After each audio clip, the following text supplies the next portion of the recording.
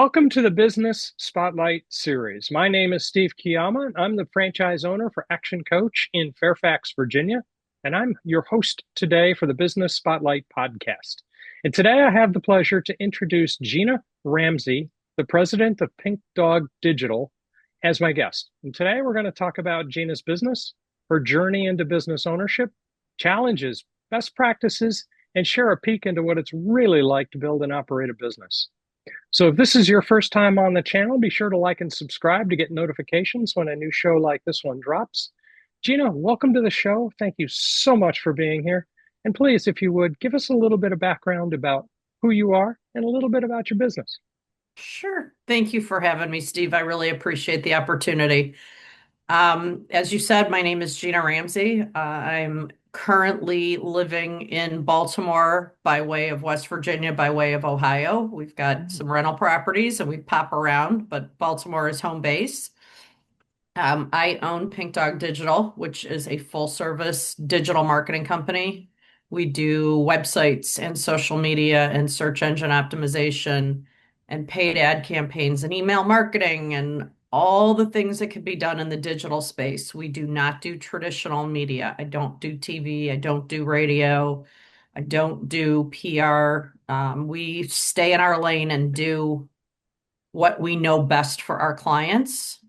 Personally, I am married and have one little fur baby named Shadow who's laying next to me on the desk and may stick his head in the window at any point in time. And when I'm not working or working on the rental properties, we like to hike and travel and fine dining and wine and sometimes a good old-fashioned dive bar. Fantastic. But I've got to ask the question, and you know this one's coming. How did the name Pink Dog come about? Well, it is a good story. When I started my company, it was rather suddenly, and you'll probably ask me more about that later, so we'll wait for that part two. Um, Trying to find a name for a business in the digital space, digital marketing space that is national and is not already trademarked is next to impossible. And after 30 days of trying to find a name that would work and still not having a name and having contracts in hand ready to go, I may have been self-soothing a little bit with a martini or two. And I had a dog who is the logo. That is Kiki. Kiki was all black, but had alopecia, and all of her hair fell out. And on my trip to the ladies' room after my martinis, I may have tripped over Kiki and looked down and said to my husband, "Oh my God, that is the pinkest dog I've ever seen." And it clicked. And the next day we went to USPTO and it 100% clear. That's a fantastic story, and it kind of tells the story of some of the adventures we go through when we do these businesses, doesn't it? It's amazing some of the little obstacles out there that we bump into. Yeah. Um, And you never know it's a challenge until it is. And you're like, what? yeah. Just for context, let's go back to kind of business. Um, let's talk a little bit about how your business is structured. And some people, especially in this area, talk about investors, they talk about partners, they talk about different kinds of ways, solo ownership, which is the way you're going down this path. I own the company 100%. I capitalized it Hmm. myself Hmm. with a whopping $3,000. Hmm. Okay. And and we have grown in that it started with me, a developer, and a social media person. We're now up to 7 people, most of which are W-2. And I think I have 2 contractors who prefer to stay that way. Yeah. Okay. All right. Very good. Let's play with that a little bit further. You're at a kind of an interesting stage from that. When we start a business as a solo owner, we kind of have a lot of hats to wear: our own marketing, our own sales, our own production. our own accounting, our own HR, the whole bit. Um, which hats are you wearing at this point? Business development and strategy and like oversight. Mm-hmm. I am truly blessed to have a team that handles the stuff. Mm-hmm. I learned very early on bookkeeping, not for me. Outsource it. Mm-hmm. HR, not for me. Outsource it. And then when it Good, comes to doing the actual work, while I could do it, I hired people that do it better. good, And good, I have a phenomenal, phenomenal team. good, good, good, good, good. Now let's talk a little bit about that. Who are your typical customers? Who are you looking for? Who's the target audience that you want to be serving? So we are industry agnostic, although we Mm-hmm. skew heavily towards B2B. Mm-hmm. B2C is a very different animal. It's very difficult to find a B2C customer that has the budget they need to go to market Mm-hmm. successfully. Mm-hmm. Um, we typically work with businesses under 10 million. Mm-hmm. I have the guy that gets the dead squirrels out of your attic. But then we have a much larger than $10 million insurance company. Aha. Um, Okay. so we'll take larger clients, and as we're growing up, so are our clients. Mm-hmm.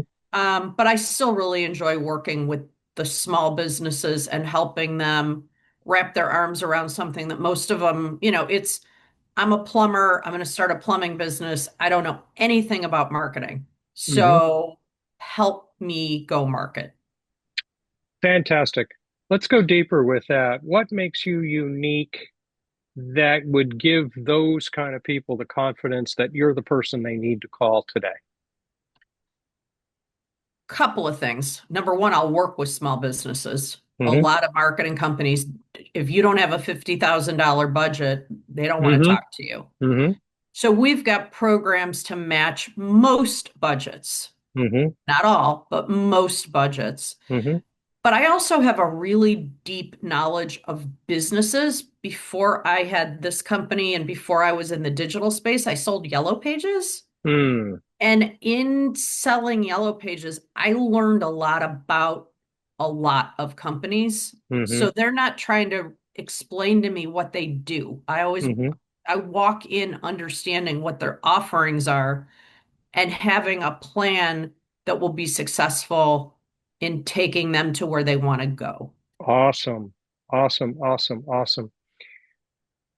Kind of going with that, just thinking about people who might be listening, what is one thing you wish more people knew about your business? I wish they didn't think it was like a Word document where if you just want to change a line on a Word document, you just change the line. It doesn't work like that in digital. It doesn't work like that in a website. It's Mm-hmm. a layer of work that takes time and Mm. skill set, and it is not a it should just take you 5 minutes. If I had $1 for every time I heard, I have this change, it should just take you 5 minutes, I wouldn't need the business. Yeah. Somebody who never saw code. Right, right. And I think the other thing to dovetail on with that is that this is a marathon, not a sprint. Well, that's a good point. Let's talk about that. It is, you're right. Marketing, I don't care. It's not instant. It's There's not, nothing, and it's not a light switch. it's not, and it shouldn't be. Because if you're getting that much attention that quickly, you're either not prepared for the scale or you've done something horribly wrong in the marketplace. Interesting point. But I think there's a flip side to that question. How many of the people who want marketing to be instant make instant decisions themselves on the first time they see an idea? Probably very few, but they're Hmm. not, but they're investing money and they expect immediate gratification. Yeah. So I Yeah. have kind of a story for those people. We can do it the slow, steady, smart way. It's kind of Hmm. like going to the gym. Hmm. Takes a long time to get there, but when you're there, it's really, Oh, really good. good analogy. Or we can do Ozempic, and that's paid ads, but it is expensive and it's quick. And the minute you stop doing it, everything goes away. Yeah. Yeah. Good way to put it. I like that. I like that analogy. That's a great one. Let's kind of flip around a little bit, change direction. Why did you choose to go into business in the first place? What was the trigger? So it's an interesting story. I was at a company for 12 years Hmm. prior to this. I started in sales, worked my way up to vice president. The former owner, they are no longer the owner, they've sold the company, made a decision internally that I could not ethically live with. Hmm. And after my immediate 24-hour meltdown and a long conversation with my business coach and my husband, they we decided to start this. So I resigned effective immediately and started the company immediately. Okay. Had you And been thinking of, that was in 2018. had you been thinking down that road previously? Yeah, I had kicked it around and complacency, really great paycheck, freedom, it was like why take on this responsibility? But when one of those levers got flipped, it was time for me to make a change. Yeah. So it's a blessing. Oh, it short of marrying my husband, it was the best thing I've ever done. Scary as heck at the time and profitable in the end. Terrifying, Yeah. terrifying. Yeah. But, Yeah. I had a lot of support, I had a lot of encouragement, and a lot of things came into play at like my right hand now got laid off within a year of me starting the business and wanted freelance work, so she came on as a freelancer and then COVID happened.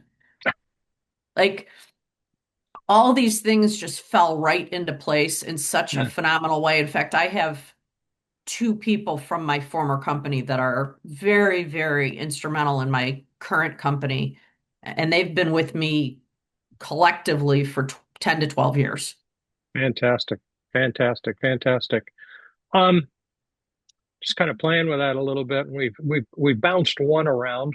What's a besides the name of the company, what's another memorable hurdle that you've had to overcome? I mean, COVID's of course in that mix, but what's a very memorable hurdle that you've had to overcome? So I don't know if it was a hurdle or a blessing. Yeah, I that would I had they kind of go there, don't they? well, this one in particular, because I had marketed myself so well at the other company Mhm. that when I announced in the Baltimore Business Journal and all the things that I had started a new company, everybody was like, "Wait, I thought you owned that other company." And so for me, I was like, no, I just worked there. And so there was an explanation that had to happen. And honestly, most of the people were like, yeah, I don't really care, Gina. I don't care what the name of the company is. It's you. Give us a little insight about how you marketed yourself that well. That's fascinating. Well, back in the day, you knocked on doors. Hmm. And then 9/11 happened and there were nobody was letting anybody in. Hmm. And so I came upon this magical word called networking, Mm.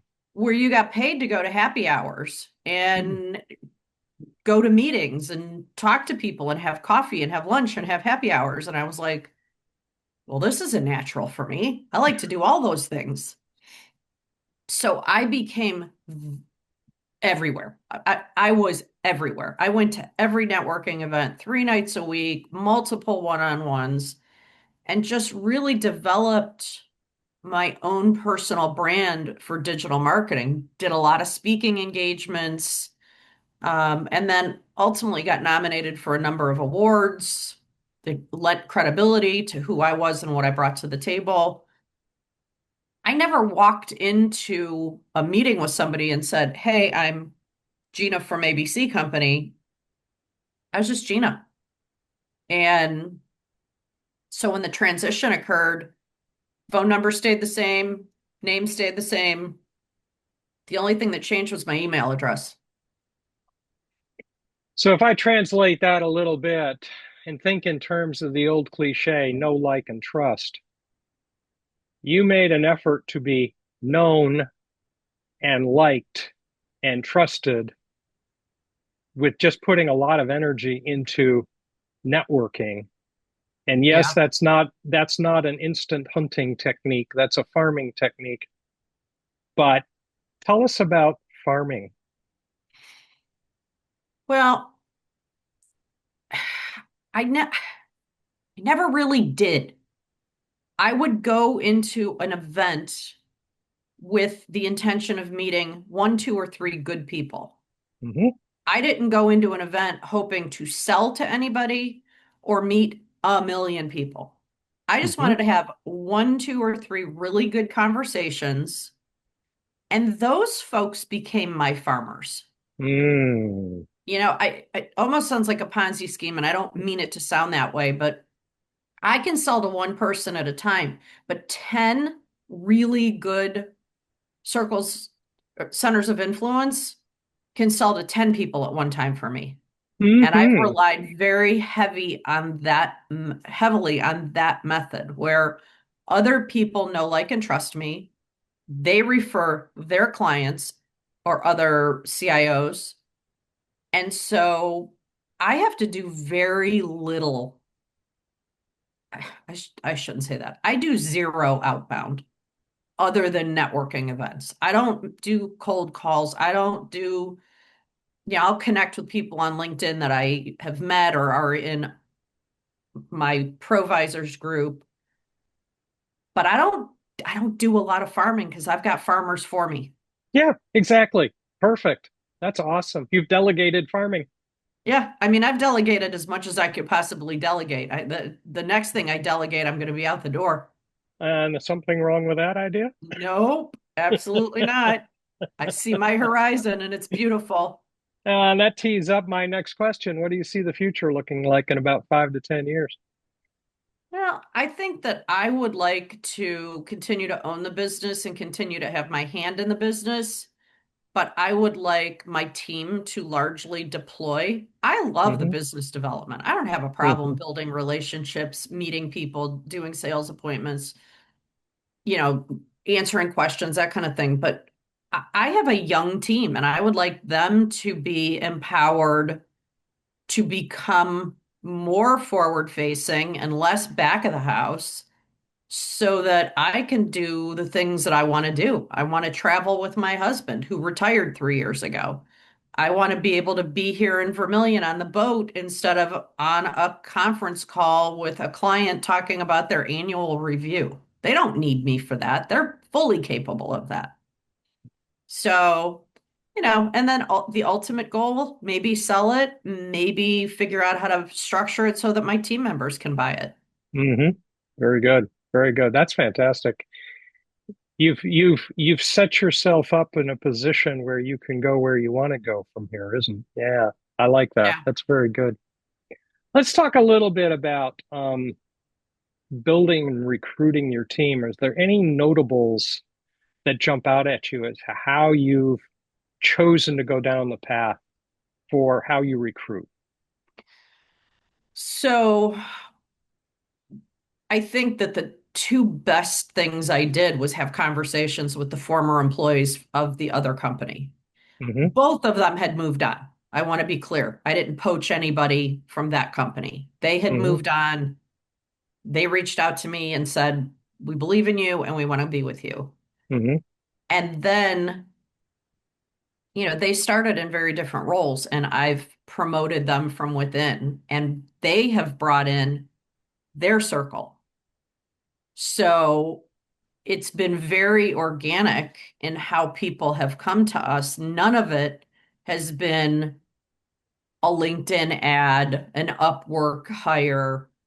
We have grown very organically through a really, really solid team. And, we've had a couple of blips along the years that have not been good fits. Um, but for the most part, we've been the same team since 2020.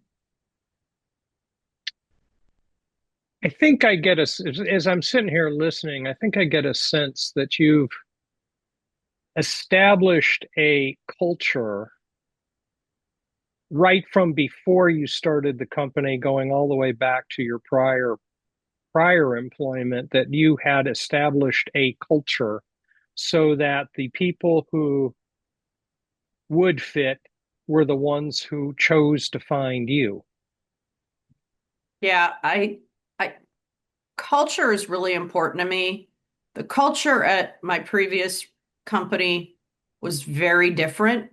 Mm, It was a very top-down management structure, hmm and we are very flat. I want hmm everyone's input, and then I'll ultimately make decisions, hmm but I want to see what their solutions are for these problems. I mean, let's be real. They're all in their 30s. I am not as much as I would like to tell myself I am. And they have different ideas. They come to the table with ideas I never would have thought of, and I want to make sure that we respect those ideas. And hmm if I think they're good, we implement them. And if I think they're not, I'll have the conversation with why that doesn't work. And I, we send out monthly satisfaction surveys, hmm anonymous to the team. And we have not yet gotten one that's come back that said, this is a miserable place to work. Good, good, good, good. And it's interesting because we're 100% remote and Hmm we're able to maintain a really collaborative corporate culture, Ah, very good. even though I've got people in New York and Pittsburgh.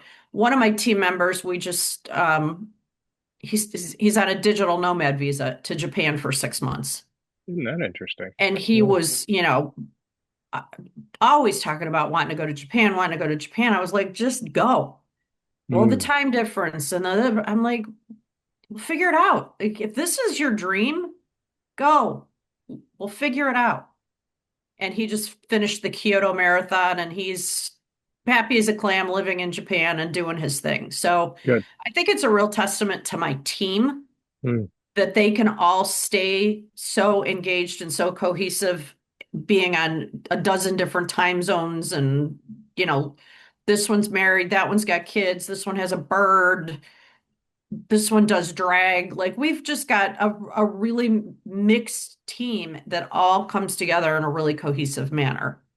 Which means you've got to manage a culture. I do, but they they are kind of self-managed. Ooh, good. They all know my level of tolerance. Hmm They know that I have an open door policy. We had a prospect reach out to us, and when I read the email, I should have picked up on it, but it was like, "Would you be interested in working with us?" And I'm like, "Of course we would be interested in working with you." Right. One of my team members did a little deep dive on the website and came to me and said, "Did you look at this?" I said, "No, this is your wheelhouse."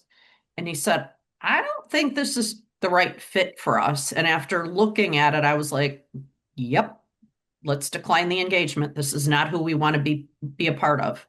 Good. So they are really self-managers.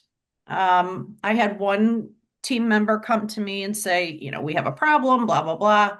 I didn't tell her how to handle it. I said, "Okay, if you own the company, how would you handle it?" And she told me, and I said, 100% correct. Go do your thing. Good question to ask. Very Yeah, good so question to it's ask. more of an advisory role than it is managing from on high. Great. I'm not interested in doing that. Good. Well, it's a lot of effort and energy to do it that way, isn't it? Well, I mean, they don't bring anything to me unless they're stumped.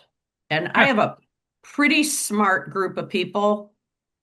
They don't need a lot of direction. And when they do, they're not afraid to ask for it. And I'm willing to work with them to figure out the best solution. good, good, good, good. Just kind of picking up from that, you've had a really interesting journey here. If there was, if you were going to start a business just like this over again today, is there anything you would do differently? Yeah, I would have done it 10 years earlier. That was the answer I was expecting. Yeah, I would have. Imposter syndrome is real, and you can Uh-huh. talk yourself out of a lot of things. Hmm. Ripping that band-aid off and going for it was the single best thing I've ever done in my career, Hmm. and the second best thing I've done in my life. I love it. I love it. Great way to look at things. Yeah. It's funny. Sometimes the journey we're supposed to go down, gets to us in funny ways. Yeah, I mean, I'm a big believer in things don't happen or I'm sorry, things happen for a reason. Hmm. And there may have been a reason that I was there for 12 years, so I could Hmm. learn the business before I had to run the business. And that's a good move. There's a good reason to learn how business works before you jump into doing it yourself. Yeah, I got a lot of management training just Hmm. working at a job. Yeah. And when I walked out, I knew what I wanted to do and I knew what I didn't want to do. And you knew some factors that make it more likely to be successful. Yeah. And I think the one critical thing that I learned coming out of that role was listen to your people. Hmm. You don't have all the answers, nor do you need to have all the answers. You have a Hmm. team of people that you trust, trust that they have the answers. A very interesting question is exactly what are you paying those people to do? You're not just paying them to push pencils and keystrokes on a keyboard. So we operate loosely, very loosely. And all the EOS implementers I know are now going to call me and tell me I'm full of it. But we operate very loosely on EOS in that every person has a lane Hmm. and they stay in that lane. Hmm. I have a project manager who talks to, I come in with a deal, I hand it off to her, and I don't see the deal again unless the client wants to talk to me. And she Hmm. does all the things with all the people that are actually doing the work. Hmm. I have an SEO and PPC specialist. That is all he does. I Hmm. have a programmer. That is all he does. In my industry, so many times the programmer is the SEO guy, is the PPC guy. We have the right butts in the right seats doing their job, and we allow them to pick up additional if they show an interest, an aptitude, and a time frame. So, I got project managers, I've got writers, I've got social media coordinators, I've got PPC and SEO experts, I have email marketing experts, and that's all they do. Very Does that good. kind of answer your question, or did I It, go a different no, direction? you did just fine. You shared a very good story there. And in interest of time, it's probably time to start heading towards wrapping up. But I got a few rapid fire questions, so let's see if we can have a little bit of fun with those. Okay. What would you say is the key to your success? Bullheadedness. Of course, this is going to be successful. I did it, so let's go. What are we waiting for? Exactly. Exactly. I love it. I love it. Um, if you and I were having coffee at the coffee shop and somebody walked in talking to his friend about a business he was starting up, what's one piece of advice you would share with that person? Believe in yourself. It's a good one. Believe in yourself. If you believe in yourself, you can figure out the rest. Rip that darn band-aid off. Yep. Yep. Good. Good. I like it. What's one book that you're reading now or have read recently that's had impact on how you're driving your business?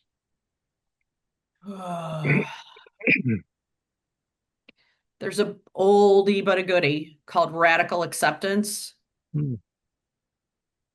And it's basically that you can't change people. You can change yourself, you can change your situation, you can change your attitude, but you can't change people. Mm-hmm. So figure out what your response is going to be to that Mm-hmm. thing, good, bad, or Mm-hmm. indifferent, Mm-hmm.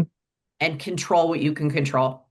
Yeah, exactly. Perfect. Yeah, that's we collectively as a society we miss that a lot. We keep thinking that we can change other people, whereas the only thing we're really in control of is ourselves. Yeah, the recent iteration on radical acceptance is let them, but I think that really simplifies the message of radical acceptance. Hmm. I like it. I like it. You've had a great journey. What are you most proud of in driving this? It's going to sound super corny, but I'm proud of my team. I wouldn't call that corny. I saw what they were doing in another environment, Hmm. recognized how much more they had to offer, and gave them the garden to grow in. Cool way to put it. I like that. Very, very good. Flipping the question around, if you had a magic wand and you could magically fix something in the business today, what would that be? Huh. I would like more time to myself. Hmm. I would like more free time, but we're Hmm. getting there. It's a Hmm. journey. Hmm. And it's probably, like you said, a 3 to 5 year journey. I'll be there, but we're moving in that direction. Good. And I've got a young team that they just need a little bit more time to grow. Yeah. Good. Good. Very good. Very good. Most important question. People who want to get to know more and connect with you, what's the best ways that they can do that? Oh, that's simple. I don't hide any of that stuff. They can email me at Gina at Pink Dog Digital, or they can call me 410-960-7032. Fantastic. Fantastic. Last question. What's most inspiring to you today? Ooh, I don't know. I would say that a girl that didn't finish college, that got the MRS degree at 20, went through a really bad divorce, got into an interesting new marriage with three stepkids and all the challenges that are involved there, and then moved and left her entire family behind 25 years ago, is now getting back to home, running a business, and living her best life. Fantastic. Fantastic. Whoever said a degree matters. A lot of people think so, but I think the School of Hard Knocks is not a bad way to go. That's the one that matters. Yeah, you learn more that way sometimes. This has been awesome. This has been a great conversation. Your Thank you. story is a very good story, and you've shared a couple of really great nuggets and secrets. The secret sauce of running a business is hidden in there. So I really, really appreciate you sharing. You've been vulnerable. You've shared some really great stuff. So I want to really appreciate what you've done. Well, For thank you for everybody, the opportunity. oh, this has been a great conversation. For everybody who's listening, don't forget to like and subscribe to the channel so you can get notifications just like this one. And this one's been a good one.